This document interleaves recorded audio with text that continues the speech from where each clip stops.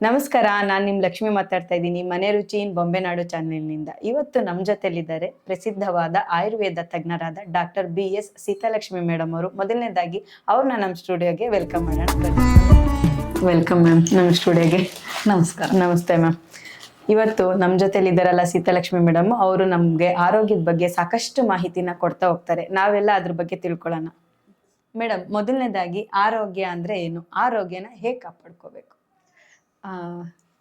ಆರೋಗ್ಯ ಅಂತ ಹೇಳಿದ್ರೆ ಒಬ್ಬ ಮನುಷ್ಯ ಅವನ ಜೀವನದಲ್ಲಿ ಯಾವುದೇ ನೋವಿಲ್ಲದೆ ಮತ್ತು ಯಾವುದೇ ಅನಾರೋಗ್ಯಗಳಿಲ್ಲದೆ ಯಾವುದೇ ತೊಂದರೆಗಳಿಲ್ಲದೆ ಅವನು ಉತ್ತಮವಾಗಿ ದೈನಂದಿನ ಚಟುವಟಿಕೆಗಳನ್ನ ನಡೆಸ್ಕೊಂಡು ಅವನ ಒಂದು ಆಹಾರ ಕ್ರಮವನ್ನು ಸರಿಯಾಗಿ ಮಾಡಿಕೊಂಡು ಯಾರು ಹೋಗ್ತಾ ಇರ್ತಾನೆ ಸರಿಯಾದ ಟೈಮಲ್ಲಿ ಊಟ ಮಾಡಿ ನಿದ್ರೆನ ಚೆನ್ನಾಗಿ ಮಾಡ್ಕೊಂಡು ಹೋಗ್ತಾನೆ, ಅವನ ಆರೋಗ್ಯವಂತ ಅಂತ ನಾವು ಹೇಳ್ಬೋದು.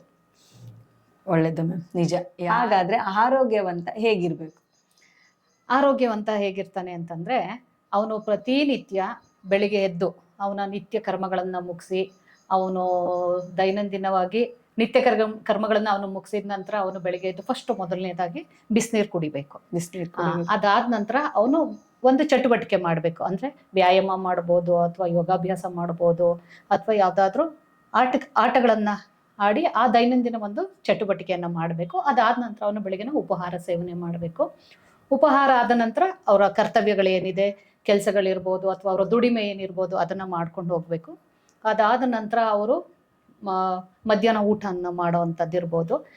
ಯಾವಾಗ ಮನುಷ್ಯ ಆರೋಗ್ಯ ಚೆನ್ನಾಗಿರ್ಬೇಕು ಅಂತ ಹೇಳ್ತಾನೆ, ಅವನು ಬೆಳಗಿನ ಉಪಹಾರ ಮತ್ತು ಮಧ್ಯಾಹ್ನದ ಊಟದ ಮಧ್ಯದಲ್ಲಿ ಯಾವುದೇ ವಿಧವಾದಂಥ ಬೇರೆ ಆಹಾರ ಪದಾರ್ಥಗಳನ್ನು ತಗೋಬಾರ್ದು.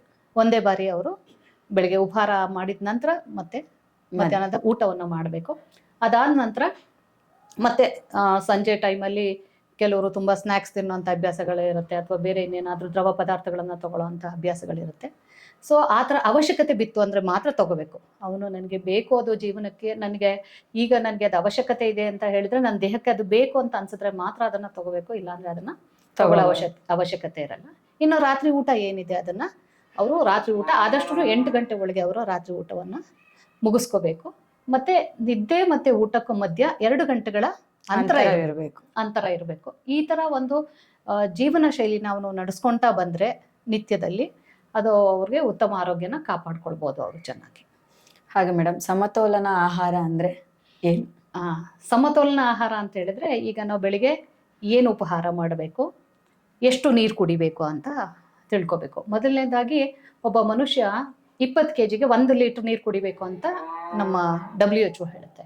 ಸೊ ಅದ್ರ ಪ್ರಕಾರ ಒಬ್ಬ ಮನುಷ್ಯ 20 kgಗೆ 1 ಲೀಟರ್ ನೀರು ಕುಡಿಬೇಕು. ಈಗ ಪ್ರತಿಯೊಬ್ಬರು ಅವ್ರವ್ರ ತೂಕ ಎಷ್ಟಿದೆ ಅಂತ ನೋಡ್ಕೊಂಡು ಅದಕ್ಕೆ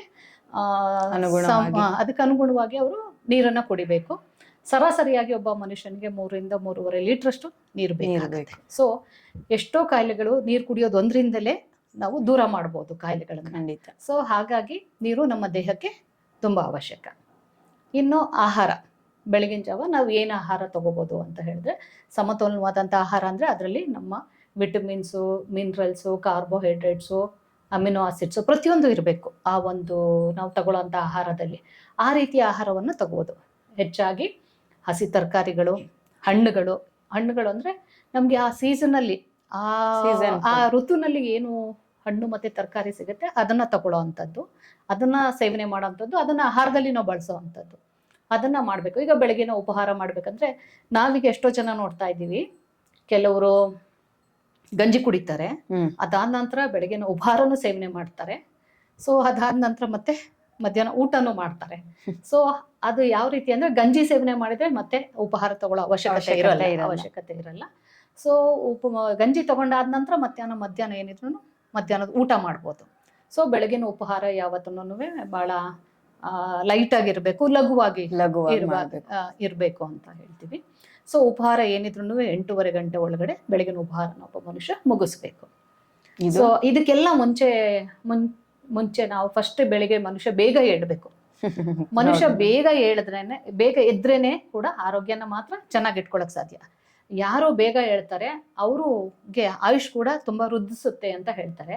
ನಮ್ಮಲ್ಲಿ ಅದಕ್ಕೆ ಹೇಳ್ತಾರೆ ಬೆಳಗಿನ ಜಾವ 4:15 ಇದೆಯಲ್ಲ, ಅದನ್ನ ಬೆಳಗಿನ ಜಾವ 4:15ನ ಬಹಳ ಪ್ರಶಸ್ತವಾದಂಥದ್ದು. ಅದು ಮನುಷ್ಯ ಎದ್ದು ಅವನ ದೈನಂದಿನ ಚಟುವಟಿಕೆ ಮಾಡಲಿಕ್ಕೆ ಒಳ್ಳೆ ಸಮಯ ಅಂತ ಹೇಳ್ತಾರೆ. ಅವನ ದಿನನ ಪ್ರಾರಂಭಿಸಕ್ಕೆ ಒಳ್ಳೆ ಟೈಮ್ ಅಂದ್ರೆ ಬೆಳಗಿನ ಜಾವ 4:15 ಗಂಟೆಗೆ ಅಂತ ಹೇಳ್ತಾರೆ. ಸೊ 4:45 ಗಂಟೆಗೆ ಅಟ್ಲೀಸ್ಟ್ ಎದ್ರೂ ತಮ್ಮ ದಿನನಿತ್ಯ ಕಾರ್ಯಗಳನ್ನ ಮುಗಿಸಿ, ಮೊದಲನೇದಾಗಿ ಈಗ ಹಲ್ಲುಜ್ಜೋದ್ರಿಂದನೇ ನೀವು ಪ್ರಾರಂಭಿಸ್ಬೇಕು ದೈನಂದಿನ ಕೆಲಸ. ಈಗ ನಾವು ನೋಡ್ತೀವಿ ಎಷ್ಟೋ ಜನ ಸಾಮಾನ್ಯವಾಗಿ ಹಲ್ಲುಜ್ಜೋಕೆ ಅಂತ ಹೇಳಿದ್ರೆ ಬ್ರಷ್ಗೆ ಇಷ್ಟುದ್ದ ಆ ಪೇಸ್ಟ್ ಬ್ರಷ್ ಪೂರ್ತಿನೂ ಪೇಸ್ಟ್ ಹಲ್ಲುಜ್ತಾ ಇರ್ತಾರೆ. ಹಲ್ಲುಜ್ಜುವಾಗ ನಾವು ನೋಡಿದೀವಿ ಎಷ್ಟೋ ಜನ ಕಣ್ಣು ಮುಚ್ಕೊಂಡು ಹಲ್ಲುಜ್ತಾ ಇರ್ತಾರೆ. ಅವ್ರು ಎಷ್ಟು ನಿಮಿಷ ನಾವು ಹಲ್ಲುಜ್ತೀವಿ ಅನ್ನೋದು ಅವ್ರಿಗೆ ಗೊತ್ತಿರೋದಿಲ್ಲ. ಸೊ ಹಾಗಾಗಿ ನಮ್ಮ ಪೇಸ್ಟ್ ಎಷ್ಟು ನಾವು ಹಾಕೋಬೇಕು ಅಂತ ಹೇಳಿದ್ರೆ, ಒಂದು ಅವರೆಕಾಳು ಗಾತ್ರ ಅಷ್ಟು ಮಾತ್ರ ಪೇಸ್ಟ್ ಅನ್ನ ಉಪಯೋಗಿಸೋದು. ನಾನೇ ನಿಜ ಬ್ರಷ್ ತುಂಬಾ ನಂದು ಅಷ್ಟೇನೆ, ಅವರೆಕಾಳು ಅಷ್ಟು ಹಾಕೊಂಡೆ ಸಾಕೋದು. ನಮ್ಮ ಬ್ರಷ್ ಹಲ್ಲಿಗೆ ಬ್ರಷ್ ಮಾಡ್ಕೊಳ್ಳಿಕ್ಕೆ ತುಂಬಾ ಅನುಕೂಲ. ಅದನ್ನ ಕೇವಲ 1 ನಿಮಿಷ ಅಷ್ಟು ಮಾಡಿದ್ರೆ ಸಾಕು. ನಾವು ತುಂಬಾ ಹೆಚ್ಚಿಗೆ ಹೊತ್ತು ಮಾಡೋ ಅವಶ್ಯಕತೆ ಇಲ್ಲ. ಸೊ ಅಲ್ಲನ್ನ ಫಸ್ಟ್ ಬ್ರಷ್ ಮಾಡೋದ್ರಿಂದ ಅಲ್ಲಿಂದಾನೇ ಶುರು ಮಾಡ್ಕೋಬೇಕು. ನಮ್ಮ ದೈನಂದಿನ ನಿತ್ಯ ಕರ್ಮಗಳನ್ನ ಅಲ್ಲಿಂದ ಶುರು ಮಾಡಬೇಕು. ಸೊ ಫಸ್ಟ್ ಅಲ್ಲಿ ಹಲ್ಲನ್ನ ಉಜ್ಜಾದ ನಂತರ ನಾವು ಬಿಸಿ ನೀರನ್ನ ಸೇವನೆ ಮಾಡಬೇಕು. ಅದಾದ ನಂತರ ನಮ್ಮ ಚಟುವಟಿಕೆಗಳನ್ನ ಶುರು ಮಾಡಬೇಕು. ಸೊ ಅದೇ ರೀತಿ ಮಧ್ಯಾಹ್ನದ ಒಂದು ಆಹಾರ ಏನಿದೆ ಅದನ್ನ ನೀವು ಚೆನ್ನಾಗಿ ಊಟ ಮಾಡ್ಬೋದು. ಅನ್ನ, ಸಾಂಬಾರು, ಮುದ್ದೆ, ಪಲ್ಯ ಪ್ರತಿಯೊಂದು ನಾವು ಚೆನ್ನಾಗಿ ಊಟ ಮಾಡ್ಬೋದು. ಯಾಕಂದ್ರೆ ನಾವು ಮಧ್ಯಾಹ್ನ ಟೈಮ್ ಇನ್ನೂ ಕೆಲಸ ಮಾಡ್ತೀವಿ. ನಾವು ಕೆಲಸಕ್ಕೆ ನಾವು ಹೋಗ್ತೀವಿ, ಓಡಾಡ್ತೀವಿ, ತುಂಬ ಚಟುವಟಿಕೆಯಿಂದ ಇರ್ತೀವಿ. ಸೊ ಹಾಗಾಗಿ ನಾವು ಮಧ್ಯಾಹ್ನದ ಊಟ ನಾವು ಚೆನ್ನಾಗಿ ಮಾಡಬೇಕು. ಸೊ ಮಧ್ಯಾಹ್ನ ಊಟ ಚೆನ್ನಾಗಿದೆ ಅಂತ ಹೇಳಿದ್ರೆ ಸಂಜೆ ಟೈಮಲ್ಲಿ ನಮಗೆ ಮತ್ತೇನಾದರೂ ಫಲಹಾರ ಅಥವಾ ಇನ್ನೇನಾದರೂ ಬೇಕಾಗತ್ತಂತ ನೋಡಿಕೊಂಡು ನಾವು ತಗೊಳ್ಳೋ ಅಂಥದ್ದು. ನಮಗೆ ಅವಶ್ಯಕತೆ, ನಮ್ಮ ದೇಹಕ್ಕೆ ಅವಶ್ಯಕತೆ ಇದೆ ಅಂದರೆ ನಮ್ಮಲ್ಲಿ ಏನು ಹೇಳ್ತಾರೆ ಅಂದರೆ ಹಸಿವಾದ್ಮೇಲೆ ನೀವು ಆಹಾರ ಸೇವನೆ ಮಾಡಬೇಕು ಅಂತ ಹೇಳ್ತಾರೆ. ನಾವು ಹಸುವಾಗ್ದೇನೆ ನಾವು ಬೇರೆ ಆಹಾರ ಪದಾರ್ಥಗಳನ್ನ ನೋಡಿದ ತಕ್ಷಣ ತಿನ್ಬೇಕು ಅಂತ ಆಸೆ ಆಗಿ ನಾವು ಆಹಾರಗಳನ್ನ ಆ ರೀತಿ ತಗೊಂಡ್ಬರ್ತಾ ಇದ್ದೀವಿ.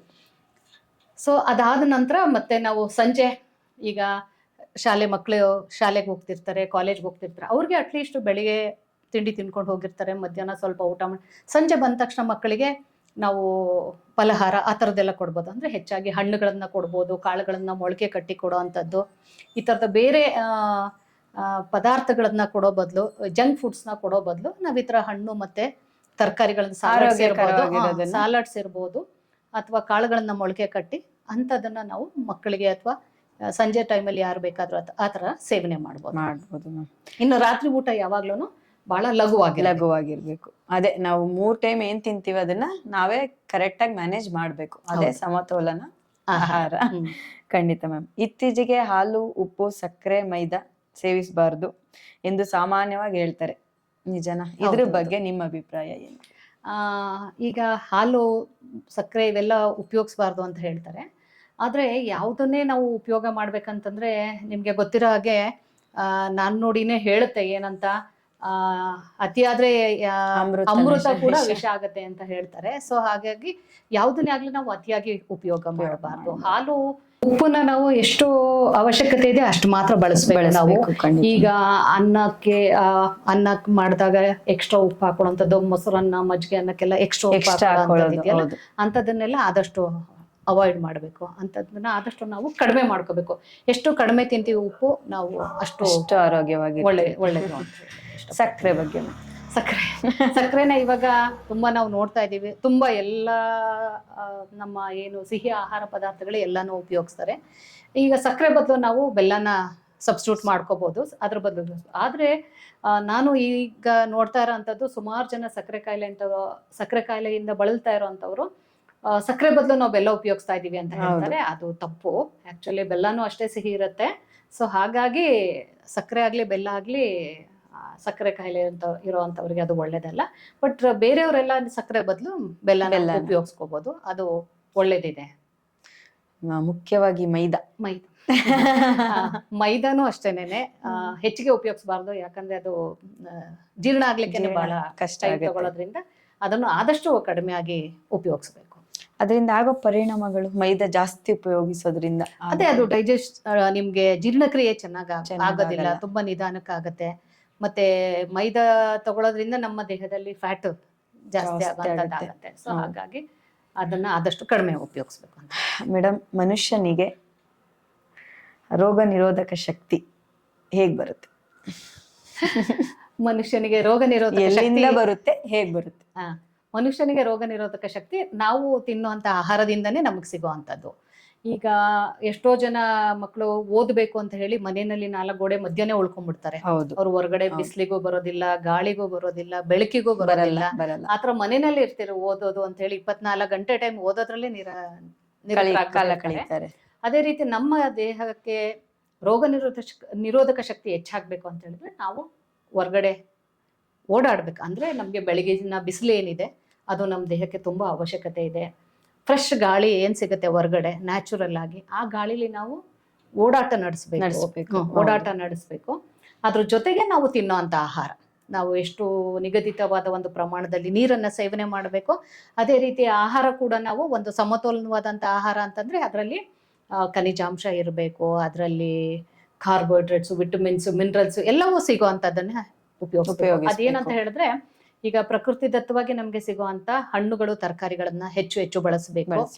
ಪಲ್ಯಗಳನ್ನ ನಾವು ಅಡುಗೆನಲ್ಲಿ ಹೆಚ್ಚಾಗಿ ಬಳಸಬೇಕು.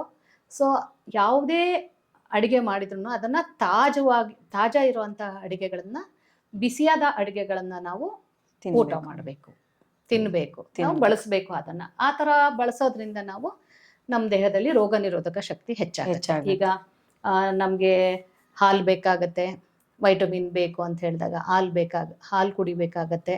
ಸೊ ಆ ಥರ ಪ್ರತಿಯೊಂದನ್ನು ನಮಗೆ ಆರೋಗ್ಯಕ್ಕೆ ಹತ್ತಿರವಾಗಿರ್ತಕ್ಕಂಥ ತರಕಾರಿಗಳಿರ್ಬೋದು, ಹಣ್ಣುಗಳಿರ್ಬೋದು, ಸೊಪ್ಪು, ಕಾಳುಗಳಿರ್ಬೋದು, ಇವನ್ನ ನಾವು ಹೆಚ್ಚು ಬಳಸಬೇಕಾಗತ್ತೆ.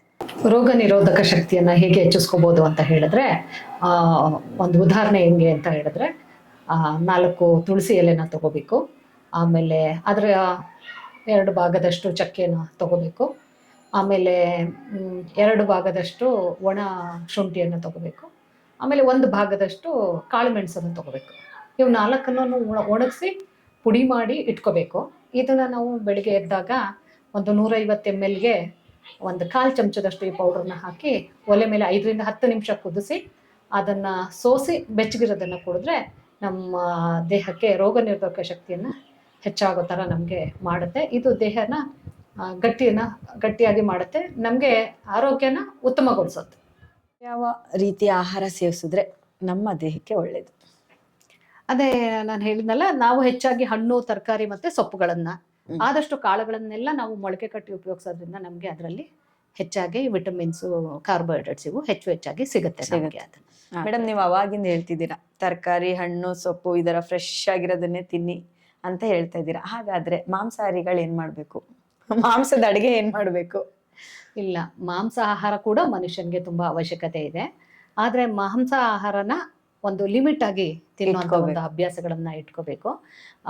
ಯಾಕಂದ್ರೆ ನಮ್ಗೆ ಮಾಂಸಾಹಾರದಲ್ಲಿ ಹೆಚ್ಚು ನಮ್ಗೆ ಅಮಿನೋ ಆಸಿಡ್ಸು ಇದೆಲ್ಲ ಸಿಗತ್ತೆ ನಮ್ಗೆ. ಸೊ ಹಾಗಾಗಿ ನಾನೇನ್ ಹೇಳ್ತೀನಿ ಅಂದ್ರೆ, ಪ್ರತಿನಿತ್ಯ ಒಂದು ಮೊಟ್ಟೆನ, ಬಿಳಿ ಭಾಗ ಏನಿರುತ್ತೆ ಅದನ್ನ ಬೇಯಿಸಿರುವಂಥದ್ದು ಬಿಳಿ ಭಾಗನ ತಿನ್ನುವಂಥದ್ದು. ಬೇಕು ಅಂದಾಗ ವಾರಕ್ಕೊಮ್ಮೆ ಒಂದು ಪೂರ್ತಿ ಮೊಟ್ಟೆಯನ್ನ ನೀವು ಉಪಯೋಗಿಸ್ಬೋದು. ಆಮೇಲೆ ಬೇರೆ ಮಾಂಸಾಹಾರ ಇದೆಯಲ್ಲ, ಅದನ್ನ ನಾವು ವಾರಕ್ಕೊಮ್ಮೆ ಅಥವಾ 15 ದಿನಕ್ಕೊಮ್ಮೆ ಸೇವನೆ ಮಾಡಿದ್ರೆ ತುಂಬಾ ಒಳ್ಳೆಯದು. ಯಾಕಂದ್ರೆ ಅದರಲ್ಲಿ ನಮ್ಗೆ ಶಕ್ತಿಯುತವಾದಂಥ ಮತ್ತೆ ಜೀರ್ಣಕ್ರಿಯೆನೂ ನಮ್ಗೆ ಚೆನ್ನಾಗಾಗತ್ತೆ. ನಮ್ಗೆ ಅದು ಕೂಡ ಆರೋಗ್ಯಕ್ಕೆ ತುಂಬಾ ಒಳ್ಳೆಯದು. ಯಾಕೆ ಮನುಷ್ಯನಿಗೆ ದೇಹಕ್ಕೆ ಶಕ್ತಿನ ನೀಡುವಂಥದ್ದು, ರೋಗ ನಿರೋಧಕ ಶಕ್ತಿಯನ್ನ ಹೆಚ್ಚು ಮಾಡುವಂಥದ್ದು ಅವೆಲ್ಲವೂ ಕೂಡ ಮಾಂಸಾಹಾರದಲ್ಲಿ ಕೂಡ ಇದೆ. ಹೌದು ಮ್ಯಾಮ್, ಈಗ ಚಿಕನ್ ಅಲ್ಲೂ ಪ್ರೋಟೀನ್ ಇದೆ ಅಂತ ಹೇಳ್ತಾರೆ. ಫಿಶ್ ಅಲ್ಲೂ ಅಷ್ಟೇ ಒಮೆಗಾ 3 ಆಗಿರ್ಬೋದು, ಪ್ರೋಟೀನ್ ಅಂಶ ಆಗಿರ್ಬೋದು ಅತಿ ಹೆಚ್ಚಾಗಿ ಸಿಗುತ್ತೆ ಅಂತ ಫಿಶ್ ನ ತುಂಬಾ ಜನ ಇಷ್ಟಪಡ್ತಾರೆ. ಅದಕ್ಕೋಸ್ಕರ ಈ ಪ್ರಶ್ನೆ ಕೇಳಿದೆ. ಬರೀ ತರಕಾರಿ, ಹಣ್ಣು ಅದ್ರಲ್ಲೇ ಇದೆಯಾ, ಮಾಂಸಾಹಾರಿಗಳು ಕೂಡ ಅದ್ರಲ್ಲೂ ಪ್ರೋಟೀನ್ ಇರುತ್ತಾ ಅಂತ ಅದಕ್ಕೋಸ್ಕರ ಈ ಕ್ವಶನ್ ನಾನು ಕೇಳಿದೆ. ನಮ್ಮ ಜೀವನ ಶೈಲಿ ಹೇಗಿರ್ಬೇಕು? ನಮ್ಮ ಜೀವನ ಶೈಲಿ ಯಾವಾಗೂ ಲವಲವಿಕೆಯಿಂದ ಮತ್ತೆ ಚಟುವಟಿಕೆಯಿಂದ ಕೂಡಿರ್ಬೇಕು. ಖಂಡಿತ. ಸೊ ಹಾಗಾಗಿ ನಮ್ಮ ಈ ಒಂದು ಪ್ರತಿನಿತ್ಯ ನಾವು ಒಂದು ವ್ಯಾಯಾಮ ಮಾಡಿಕೊಂಡು, ಒಂದು ಸಮತೋಲನವಾದಂಥ ಒಂದು ಆಹಾರನ ತಗೊಂಡು ನಮ್ಮ ಆರೋಗ್ಯನ ನಾವು ಚೆನ್ನಾಗಿ ಇಟ್ಕೋಬಹುದು ಅನ್ನೋದನ್ನ ನಾವು ಒಳ್ಳೆ ಜೀವನ ಶೈಲಿನ ಆ ತರ ರೂಪಿಸ್ಕೋಬಹುದು. ಹೌದು, ಒಳ್ಳೆ ಆಹಾರ ಆಗಿರ್ಬೋದು, ಕಣ್ತುಂಬ ನಿದ್ದೆ ಆಗಿರ್ಬೋದು, ನೀರ್ ಕುಡಿಯೋದಾಗಿರ್ಬೋದು, ಮೇಡಮ್ ಹೇಳ್ದಾಗೆ ಹೊರ್ಗಡೆ ಹೋಗಿ ಸೂರ್ಯನ ಬೆಳಕು ನಮ್ಮ ಮೇಲೆ ಬೀಳೋದಾಗಿರ್ಬೋದು, ಹೊರ್ಗಡೆ ಗಾಳಿನ ನಾವು ಸೇವನೆ ಮಾಡೋದ್ರಿಂದ ಆಗಿರ್ಬೋದು, ಅದರಿಂದನೂ ಕೂಡ ನಮ್ಗೆ ತುಂಬಾ ಲಾಭಗಳಿವೆ. ಅದನ್ನ ನಾವು ರೂಢಿಸ್ಕೋಬೇಕು. ಇವಾಗಿನ ಯುವ ಜನತೆ ಏನ್ ಮಾಡ್ತಾರೆ, ಬೆಳಗ್ಗೆ ಬೇಗ ರ್ಯಾಂಡಮ್ ಆಗಿ ಹೇಳ್ತಾ ಇದೀನಿ, ಇದು ಅದೇ ಫಾಸ್ಟ್ ಲೈಫಲ್ಲಿ ಏನ್ ಮಾಡ್ತಾ ಇದಾರೆ, ಬೇಕ್ರಿನ್ ತರೋದು ಇಲ್ಲ ಹೊರಗಡೆ ಇರೋವಂತ ನೂಡಲ್ಸ್, ಮ್ಯಾಗಿ, ಅದು ಇದು ಬೇಗ ಆಗುವಂತದ್ನ ಬೇಗ ಪ್ರಿಪೇರ್ ಮಾಡ್ಬೇಕು, ಬೇಗ ತಿನ್ಬಿಡ್ಬೇಕು, ಬೇಗ ಹೊರಟೋಗ್ಬೇಕು, ಈ ತರ ಇರುತ್ತೆ. ಅದ್ರ ಬಗ್ಗೆ ಹೇಳೋದಾದ್ರೆ ಈಗ ಕರೆಕ್ಟಾಗಿ ಹೇಳ್ತೀನಿ ರೀ ಪಾಪ, ನೀವು ಇದ್ ಮಾಡ್ಕೊಳ್ಳಿ ಮೇಡಮ್. ಹಾಗೆ ಇನ್ನೊಂದು ಪ್ರಶ್ನೆ ಏನಂದ್ರೆ, ಈಗ ಬ್ಯುಸಿ ಲೈಫ್ ನೀವು ನೋಡ್ತಾ ಇರ್ತೀರಾ, ಆ ಬ್ಯುಸಿ ಲೈಫ್ ಅಲ್ಲಿ ಸ್ಟೂಡೆಂಟ್ಗಳಾಗಿರ್ಬೋದು ಮತ್ತೆ ಹೊರಗಡೆ ಕೆಲ್ಸಕ್ಕೆ ಹೋಗೋರಾಗಿರ್ಬೋದು, ಅವರೆಲ್ಲ ಏನ್ ಮಾಡ್ತಾರೆ, ಫ್ರಿಜ್ ಅಲ್ಲಿ ಎತ್ತಿಟ್ಟಿರೋದು ಇಲ್ಲ ಹೊರಗಡೆ ಫಾಸ್ಟ್ ಫುಡ್ಗಳಾಗಿರ್ಬೋದು ಇಲ್ಲ ಬೇಕರಿ ಐಟಮ್ಗಳಾಗಿರ್ಬೋದು, ತಕ್ಷಣಕ್ಕೆ ಯಾವ್ದು ಹೊಟ್ಟೆ ತುಂಬುತ್ತೆ ಅದನ್ನ ತಿಂದ್ಬಿಡ್ತಾರೆ, ಹೊರಟೋಗ್ತಾರೆ. ಇದೆಷ್ಟು ಮಟ್ಟಕ್ಕೆ ಸರಿ? ಹಾಗೆ ಆಹಾರದಲ್ಲಿ ಈಗ ಹೆಚ್ಚಾಗಿ ನಾವು ಹೆಚ್ಚು ಅನ್ನೋದಕ್ಕಿಂತ ಈಗಿನ ಆಹಾರದಲ್ಲಿ ಕೆಲವು ಸಂದರ್ಭದಲ್ಲಿ ನಾವು ಕಳಪೆ ಆದಂತ ಆಹಾರ ಮತ್ತು ಅಸುರಕ್ಷಿತವಾದಂತ ಆಹಾರಗಳನ್ನ ನಾವು ನೋಡ್ತಾ ಇದ್ದೀವಿ. ಸೊ ಹಾಗಾಗಿ ಕೆಲವು ಆಹಾರಗಳನ್ನ ಆಕರ್ಷಕವಾಗಿ ಕಾಣ್ಲಿ ಅಂತ ಹೇಳಿ ಅವರು ಬಣ್ಣಗಳನ್ನ ಬಳಸುವಂಥದ್ದು ಹಾಗೂ ಪ್ರಿಸರ್ವೇಟಿವ್ಸ್ಗಳನ್ನ ಬಳಸುವಂಥದ್ದನ್ನ, ನಾವು ರಾಸಾಯನಿಕಗಳನ್ನ ಬಳಸುವಂಥದ್ದನ್ನ ನೋಡ್ತಾ ಇದ್ದೀವಿ. ಆದ್ರಿಂದ ಅಂತ ಆಹಾರಗಳನ್ನ ನಾವು ಸೇವನೆ ಮಾಡಬಾರ್ದು. ಆದಷ್ಟು ಯಾವುದು ಬಣ್ಣದಿಂದ ತಯಾರಿಸಿ ಮಾಡಿರ್ತಾರೆ, ಬೇರೆ ಬೇರೆ ಡಾರ್ಕ್ ಕಲರ್ಸ್ ಎಲ್ಲ ಇರುತ್ತೆ ನೋಡಿ, ಆ ತರ ಕಲರ್ಸ್ ಇರೋವಂಥದ್ದನ್ನ ನಾವು ಉಪಯೋಗಿಸಬಾರ್ದು. ಯಾಕಂದ್ರೆ ಕಲರಿಂಗ್ ಏಜೆಂಟ್ಸ್ ಹಾಕಿರುವಂತ ಆಹಾರ ಪದಾರ್ಥಗಳಿದೆಯಲ್ಲ, ಅದರಿಂದ ಯಾವತ್ತೂ ದೇಹಕ್ಕೆ ತೊಂದರೆಗಳು ಆಗತ್ತೆ. ಸೊ ಹಾಗಾಗಿ ಆ ಥರದನ್ನ ಯೂಸ್ ಮಾಡಬಾರ್ದು. ಅದಕ್ಕೆ ನಾನು ಹೇಳ್ತೀನಿ, ಹೆಚ್ಚಾಗಿ ನಾವು ಆರೋಗ್ಯ ಚೆನ್ನಾಗಿ ಇಟ್ಕೋಬೇಕು ಅನ್ನೋದಾದ್ರೆ ನಾವು ತಾಜಾ ಇರ್ತಕ್ಕಂಥ ಆಹಾರ ಪದಾರ್ಥಗಳನ್ನ ಹೆಚ್ಚಾಗಿ ಸೇವನೆ ಮಾಡಬೇಕು ಅಂತ. ಖಂಡಿತ ಹೇಳೋದು ಇಷ್ಟೇನೆ. ಯಾರೇ ಆದ್ರೂ ನಮ್ಮನ್ನ ಬ್ಯುಸಿ ಲೈಫ್ಗೋಸ್ಕರ ರಾತ್ರಿ ಉಳ್ದಿರೋದಾಗಿರ್ಬೋದು ಇಲ್ಲ ಆಚೆ ತಂದು ಬೇಗ ಬೇಗ ಮಾಡ್ಕೊಂಡು ತಿನ್ನುವಂಥ ಪದಾರ್ಥಗಳನ್ನ ತಯಾರಿಸ್ಬಿಟ್ಟು ಬೇಗ ಕೆಲಸ ಆದರೆ ಸಾಕಪ್ಪ ಅಂತ ನಾವು ಆ ಥರ ಯೋಚನೆ ಮಾಡಿದ್ರೆ ನಾಳೆ ಒಂದಿನ ನಾವೇ ತುಂಬ ತೊಂದರೆಗೊಳಗಾಗ್ತೀವಿ. ಆದ್ರಿಂದ ಆದಷ್ಟು ಕೈಲಾದಷ್ಟು ನಿಮಗೆ ಮಾಡ್ಕೊಂಡು ತಿನ್ನೋಕ್ಕಾಗಲಿಲ್ಲ ಅಂದರೆ ಹಸಿ ತರಕಾರಿಗಳನ್ನೇ ತಿನ್ನಿ, ಇಲ್ಲ ಹಣ್ಣುಗಳು ತಿನ್ನಿ. ಅವೆಲ್ಲನೂ ಕೂಡ ಹೊಟ್ಟೆ ತುಂಬಿಸ್ತೇ ಇರುವಂಥ ಪದಾರ್ಥಗಳು ಅಂತೂ ಅಲ್ಲ. ಜಾಸ್ತಿ ಹೊರಗಡೆಯಿಂದ ತಂದು ತಿನ್ನೋದನ್ನ ಆದಷ್ಟು ನಾವೆಲ್ಲರೂ ಕೂಡ ಅವಾಯ್ಡ್ ಮಾಡೋಣ ಅಂತ ನಾನು ಈ ಮುಖಾಂತರ ನಿಮಗೆ ತಿಳಿಸ್ಕೊಡ್ತೀನಿ. ಅದೇ ಮನುಷ್ಯನಿಗೆ ಆಹಾರ ಆರೋಗ್ಯ ಮುಖ್ಯವಾಗಿರ್ಬೇಕು ಅಂತಂದ್ರೆ ಹೆಂಗೆ ಗಾಳಿ ಮತ್ತೆ ನೀರು, ಬೆಳಕು ಇವೆಲ್ಲ ಎಷ್ಟು ಅವಶ್ಯಕತೆ ಇರುತ್ತೆ, ಅದೇ ರೀತಿ ಆಹಾರ ಕೂಡ ನಮ್ಗೆ ಅವಶ್ಯಕತೆ ಇರುತ್ತೆ.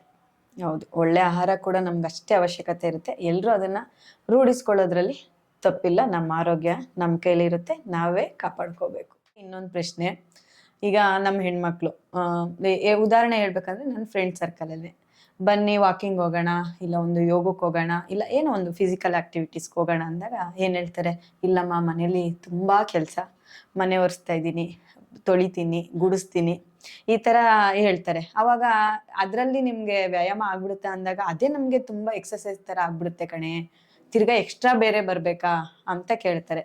ಅದನ್ನ ಮಾಡೋದ್ರಿಂದನೇ ನಮಗೆ ವ್ಯಾಯಾಮ ಆಗುತ್ತಾ?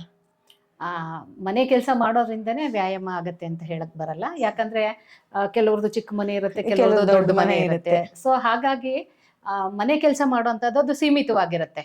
ಸೊ ನಮ್ಗಾಗಿ ನಾವು ವ್ಯಾಯಾಮ ಅಂತ ಹೇಳಿ ಏನಾದ್ರು ಒಂದ್ ಮಾಡ್ಬೋದಂದ್ರೆ ವಾಕಿಂಗ್ ಮಾಡೋದು, ಯೋಗ ಅದರಲ್ಲಿ ವಾಕಿಂಗ್ ಮಾಡೋದ್ರಿಂದನೇ ನಮ್ಗೆ ದೇಹಕ್ಕೆ ಹೆಚ್ಚು ರಕ್ತ ಸಂಚಾರ ಚೆನ್ನಾಗ್ ಆಗತ್ತೆ. ಸೊ ಹಾಗಾಗಿ ಮನೆ ಕೆಲಸ ಜೊತೆಗೆ ನಮ್ಗೆ ಅಂತ ಸ್ವಲ್ಪ ಟೈಮ್ ಮಾಡಿಕೊಂಡು ನಾವು ವಾಕಿಂಗ್ ಕೂಡ ಮಾಡಿದ್ರೆ ತುಂಬಾ ಒಳ್ಳೇದು ಅಂತ ನನ್ನ ಅಭಿಪ್ರಾಯ. ಹೌದು, ಯಾಕೆ ಅಂದ್ರೆ ನಮ್ಮ ಮನೆ ಕೆಲಸ ಏನು ಅಲ್ಲಿ ಕ್ಲೀನ್ ಆಗ್ಬೇಕು, ಅದ್ ಮುಗಿಬೇಕು, ಆ ಮೈಂಡ್ ಸೆಟ್ ಅಲ್ಲಿ ಬೇಗ ತರಾತುರಿಲೋ ಏನೋ ಹೇಗೋ ಮಾಡ್ಬಿಡ್ತೀವಿ.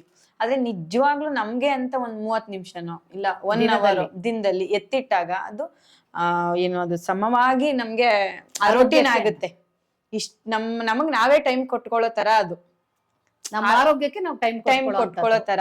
ಅದಕ್ಕೆ ಎಲ್ರು ಅದನ್ನ ರೂಢಿ ಮಾಡ್ಕೊಳ್ಳಿ ಅಂತ ಹೇಳಕ್ ಇಷ್ಟಪಡ್ತೀವಿ. ಮೇಡಮ್, ನಮಗೋಸ್ಕರ ಇಷ್ಟು ಹೊತ್ತು ನಿಮ್ಮ ಅಮೂಲ್ಯವಾದ ಸಮಯನ ನಮಗೋಸ್ಕರ, ನಮ್ಮ ವೀಕ್ಷಕರಿಗೋಸ್ಕರ ಕೊಟ್ಟು ಆರೋಗ್ಯದ ಬಗ್ಗೆ ಸಾಕಷ್ಟು ಮಾಹಿತಿನ ತಿಳಿಸ್ಕೊಟ್ಟಿದ್ದೀರಾ. ನಿಮ್ಗೆ ನನ್ನ ಹೃದಯಪೂರ್ವಕ ವಂದನೆಗಳು ಮ್ಯಾಮ್. ಧನ್ಯವಾದಗಳು. ತುಂಬಾ ಖುಷಿ ಆಯ್ತು. ಇನ್ನು ಮುಂದಿನ ದಿನಗಳಲ್ಲಿ ಸಾಕಷ್ಟು ಮಾಹಿತಿ, ನೀವು ಇನ್ನೂ ಹೆಚ್ಚಿನ ಮಾಹಿತಿನ ನಮ್ಮ ವೀಕ್ಷಕರಿಗೆ ಕೊಡ್ಬೇಕು ಅಂತ ನಾನು ಈ ಮುಖಾಂತರ ಕೇಳ್ಕೊತೀನಿ. ಧನ್ಯವಾದಗಳು. ಈ ಎಲ್ಲಾ ಮಾಹಿತಿಗಳು ನಿಮ್ಗೆ ಇಷ್ಟ ಆಯ್ತು ಅಂತ ನಾನು ಅನ್ಕೊಂಡಿದ್ದೀನಿ. ನಮ್ಮ ಮನೆ ರುಚಿ ಇನ್ ಬೊಂಬೆನಾಡು ಚಾನಲ್ನ ದಯವಿಟ್ಟು ಸಬ್ಸ್ಕ್ರೈಬ್ ಮಾಡಿ, ಲೈಕ್ ಮಾಡಿ, ಶೇರ್ ಮಾಡಿ, ಫಾಲೋ ಮಾಡಿ ಅಂತ ಕೇಳ್ಕೊತಾ ಈ ವ್ಲಾಗ್ನ ಇಲ್ಲಿಗೆ ಮುಗಿಸ್ತೀನಿ. ಇನ್ನೊಂದು ವ್ಲಾಗಲ್ಲಿ ಇನ್ನೊಬ್ರು ವಿಶೇಷ ಅತಿಥಿ ನಮ್ಮ ಜೊತೆಲಿ ಇರ್ತಾರೆ. ಅದೇನು ಅಂತ ನೆಕ್ಸ್ಟ್ ವ್ಲಾಗಲ್ಲಿ ನೋಡೋರಂತೆ. ನಮಸ್ಕಾರ.